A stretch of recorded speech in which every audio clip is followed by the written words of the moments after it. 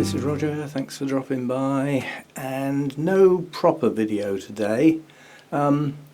We've got everything in bloom on the 8th coming up in a few days time, which is good, if there's anything left. But what I thought I'd do today, just to film something, is basically have a look at what's not going to be here long. As opposed to what we often film things that are in bud, like just going to come out, and things that have just opened. Well, how about things that are not going to be here for long? And unfortunately, the sweet pinky momoko, I took 3 or 4 blooms off yesterday. It doesn't leave a lot. I know it still looks like there's an awful lot there, but there isn't really. They are starting to go. The only reason it looks like a lot is because they're so flipping large. I haven't had at any time or come across a dendrobium nobile type with such large blooms. They really are large. You know, this is corsage cattleya size type blooms, and a good few of them. So you know, it's done a good show. Now what we've got to do is think about what is this plant going to do, because I think these 2 canes here at the front that have bloomed are actually, I thought they'd brought the plant back in season, because obviously when I got it, it was in bloom in the middle of summer, which is just wrong for this type of plant. And as a consequence, the new growths I grew didn't bloom in the spring when they should have done. They waited until now, the next spring. But the canes I grew last year are back here, and there's not a sign of a bud on those. So are they going to now wait a whole year? And have I got an unusual nobile type that grows like that? You know, under normal circumstances, you grow your canes, you go through the winter, a bit of a rest, cool it down a bit, brighten up the light if you can, all that sort of stuff, and then it blooms late winter, early spring. And that's how they are. Well, perhaps I've got one that takes 2 years instead of 1. Who knows? Anyway, and over here, unfortunately, the prima donnas. Oh God, what's that? I'll put the camera down. I need to turn those off. That's too loud. That was good. I managed to flipping shut the camera down as I picked it up again. Duh.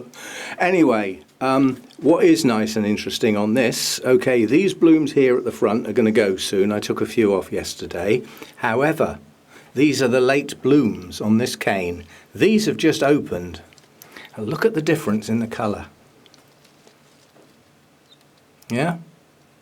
They open quite pale and then they get deeper. And occasionally you'll get one that hasn't got pink on every petal and sepal and on the lip. They'll come out plain, and sometimes they come out with quite pronounced purple tips, and occasionally the purple tips deepen as it ages. But yeah, we're going to have to wait another year before that one does its thing, and boy does that need repotting. And then we've got our little Sarcochilus down here. It's opened most of its blooms now. It's a delicate little thing, isn't it? However, I don't grow it that well, and as we all know, Lynn does grow the Sarcochilus well. She's about to put a video up about her Sarcochilus in bloom. If you get the chance, once it's loaded, it's not there yet, watch it and see what I'm getting at. That's how she grows hers. This little devil would do far better with her and produce, you know, possibly 2 or 3 spikes next year, who knows. So that's that. This spike's coming off as soon as I go and get my scissors. This is a recovering plant, and I didn't want the blooms, they're distorted, they're not right. So we've got to wait, you know, until a new growth comes on that. But I've managed to save the plant from the rot setting in. And we do have some signs of life at the base now, so that's coming. These have gone now, unfortunately. Once they start, I suspect tomorrow morning when I come in, half of these will be on the floor. So they're going. They won't be here. They won't make it until everything in bloom on the 8th. They'll be gone. They'll be gone. That will be gone. So that won't be in the video. This little cattleya spike here, with the lovely deep orange and red, that's gone. Yeah, they'll be on the floor tomorrow morning or the day after, so they won't be there when we get to the 8th. I wish I could say there's lots more coming on to replace them, but there's not. These cattleyas up here, these have just opened, so they'll still be around. We've got those for a while now, so they're looking good. And our little Latoria cross, recently opened. Still one of my favourites. It's difficult to say why. It's just the combination of colours, I think, are just, you know, it's a sort of peachy, purpley, reddy with some yellow. It's just difficult to describe, but it truly is an attractive bloom. Second bud just opening on that. The Spectabile, the weirdo, these blooms, I don't know how long they're going to last. These are my first blooms. They don't come much weirder than that. They really don't. I don't know how they're going to last, but being a Latoria type, it could be 3 months. I can't even remember when they opened. It's a while ago now, isn't it? As they age, though, they do lose the depth of colour on the petals and sepals. The lip doesn't seem to change, but petals and sepals are a more greeny colour as a background colour when they first open, with the reddish purple dots all over them. So they're going to be around for a bit. What else won't be there by then? These, again, this is a Latoria type. They'll still be there. You know, these are going to be around for ages. Lovely shape. But they don't show off their shape. They hang down. You've got to get underneath these and look up. Or in my case, do that. Attractive blooms, though. Again, another Latoria type. They last ages. What else have we got? The Zygo, I don't know how long these are going to last, because I do believe when I bought this, which is a while ago, it was actually in bloom. So unless you see the buds open and time it, you just don't know how long they're going to last. However, it hasn't even opened all its buds yet. It's still got more to go. And this one, you know, Zygo hybrids are notorious for their very, very strong fragrance with a spicy hint. And this one's hardly got any fragrance at all. And it's certainly not because it's not a healthy plant and it hasn't got the energy. It's certainly growing well. And the other spike, I don't get to see that one because I'm not tall enough. I'm the shorty. So we have to look at this one. It's the one I can get the camera to. Yeah, so there's going to be some things gone in the near future. There are some plants with buds on to follow on, but it's not a huge number. As I say, I mean, you probably think there's probably a third of my plants are Oncidium types, and this is the only one at the moment that's a mass of buds. And it is a mass of buds as well. 4 spikes, and each spike has a dozen or so branches that all have 8 or 9 buds on. That's going to be quite a show. Looking forward to that. That'll be quite a show. And the only other thing tucked up there that I often forget are those 2 spikes. That's the Brassia vericosa, the species. That isn't even showing buds yet. That's still got to get some length on it before the buds even appear. So that's going to be a while before we see that in bloom. And that is really about it. There isn't much. Oh, and tucked up there, I can just see one's actually opened. The epidendrum, the orange epidendrum is just coming into bloom. Nearly lost that plant, didn't we? But we've got it back. We've persuaded it to start to grow again. And yeah, so that's the first bloom on that. I'll dig this one out because buried in the back there, we're not going to see it. And they are lovely little blooms, so that'll be good. Yeah, so well, it was interesting this morning. I was watching the Volcano thing, and I forget how it ensued, but I ended up with a couple of people from the chat on the Volcano coming over and having a look at the channel. One guy even left a comment. I thought that was good. Bit of interaction. Normally those chat things on the volcanoes are, well, there's some genuine people there that pass on some really good information, and that's hotly followed by 3 times as many dorks and oiks and all sorts of weirdos that get on there. But if you're in the right mood, they are actually the entertainment. You know, if you can't really get bored of watching the volcano, that doesn't happen. But you can have moments where nothing much is going on and you can have a look at the chat. And some people are, I don't know whether they do it on purpose to wind people up or whether they are genuinely dull and just not bright people. It makes such silly remarks and comments.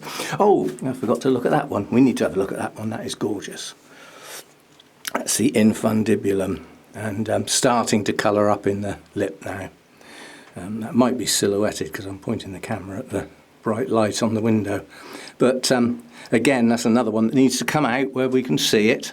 So, you know, we rotate. This is the blooming area that I can see from inside of the house. So I usually put the good stuff here. And, you know, this is going to be gone soon. The majority of the blooms on here are going to go soon, leaving just a few. So, you know, we may have to move things around a bit and, you know, get the good stuff where I can see it through the, you know, when I'm sitting eating me dinner and drinking me wine, I can sit and look at the orchids through the glass, which, you know, that was the idea of doing this. I always forget my Kaneko up here that sort of comes and goes. It's permanently in bloom, this one.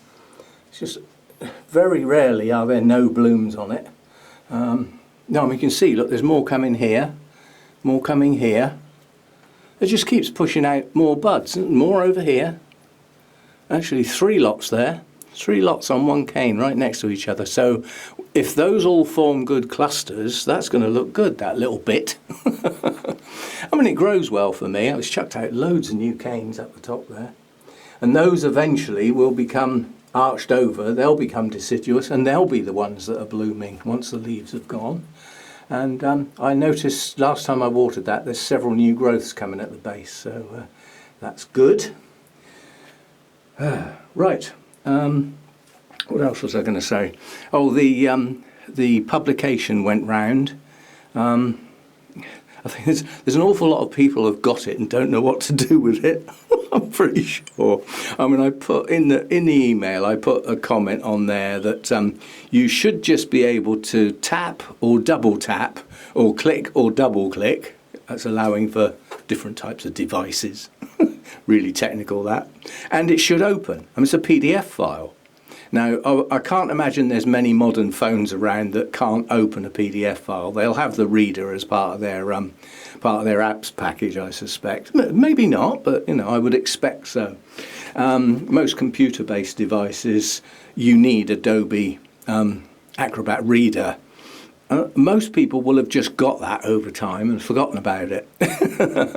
But I did sort of put a website to go to where it can be downloaded for whatever device you've got. It's a free thing at the end of the day.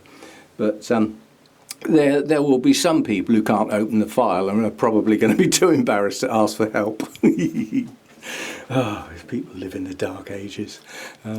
Anyway, it's the most suitable form to do that type of document. Now, in a minute, it's been requested by the other Orchid Society, because I sent a couple of complimentary copies, the 4 judges from the other Orchid Society, I sent them a copy of the completed document with a thank you for doing the judging for us. And also, another guy, not one of those 4, proofread it for me from the other Orchid Society, so I sent him a complimentary copy. He happens to be the chairman as well, and he's now asking the chairman of the other society, is it okay to circulate it to that Orchid Society? And I'm waiting on the answer, because strictly speaking, this is a strange document, because I created it on behalf of the Orchid Society. I mean, you know, there's a combination of ideas that came together, and I said, I'll do that for you. So strictly speaking, I think I actually own that document. And if I own that document, can I not show it to you? Open-ended question. I don't want to get myself in trouble, or anybody else for that matter. But if the chairman of the society it was done for agrees that it can go out to all and sundry, basically, then I might do a session on the computer and just page through it so that you can see what it looked like quickly. But that is a bit different to passing it round as an email to members of an orchid society is not quite the same as putting it on YouTube, is it, as we know? But that may be a possibility, I don't know. I'm certainly not going to do it if it's going to get frowned upon. So, I mean, in my opinion, the thing is, the trouble is, what you've got are photographs sent in by individuals for use by the society. They're not really, you know, they haven't been asked for permission. They haven't been asked if it's okay for those photos to be seen by anybody else, if you see what I mean. So there could be some problems there.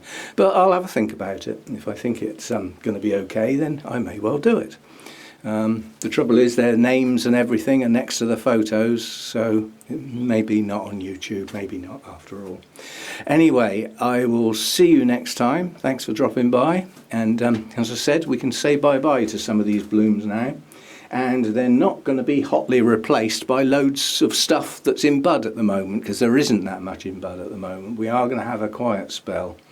So this, everything in bloom on the 8th this time is possibly going to be a bit thin on the ground. And then it'll be a different set by the time we get to everything on the 8th in May, because there'll be very little still left. Although I suppose, I don't know, the two Latorias and the infundibulum might still well be there in, you know, second week in May. We shall see, we shall see. And yeah, I'll leave you with this because it's been looked at and admired over a long period of time. These blooms have lasted well. I'm very, very pleased. And you know, it's been quite a dramatic splash of colour.